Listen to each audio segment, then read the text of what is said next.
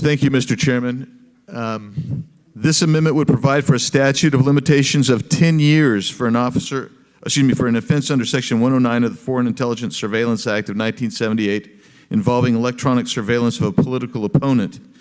Much to the protestations that this bill does not apply and is not designed to attack President Trump notwithstanding, it is.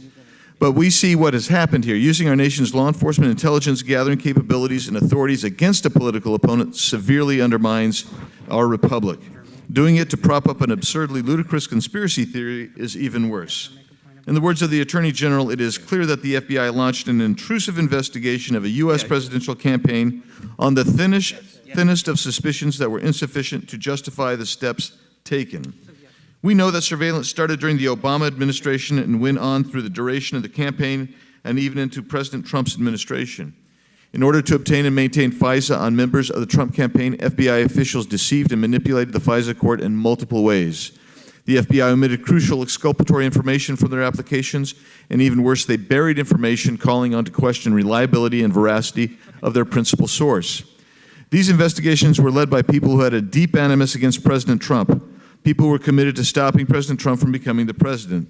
On August 8, 2016, FBI Attorney Lisa Page texted to FBI agent Peter Strzok, "Trump's not ever going to become president, right? Right?" And Strzok replies, "No, he's not. We'll stop it." 2 days earlier, Lisa Page texted Peter Strzok. She said, "And maybe you're meant to stay where you are because you're meant to protect the country from that menace." Later, Strzok texts Page, "I want to believe the path you threw out for consideration in Andy McCabe's office, that there's no way he gets elected, but I'm afraid. We can't take that risk.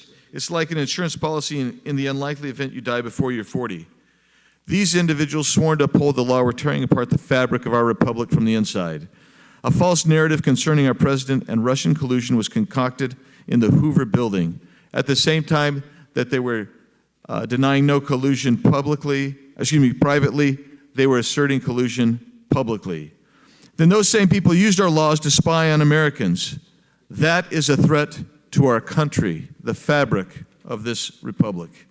Unfortunately for them, President Trump was elected and their scheme was exposed. Imagine if Secretary Clinton had been elected instead. We might not know to this day the treachery that took place.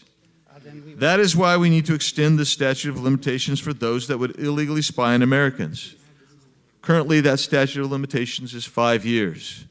If you would hold that and expand that statute of limitations for presidents and vice presidents, you should do that for those who would be abusing our intelligence apparatus to spy for political purposes.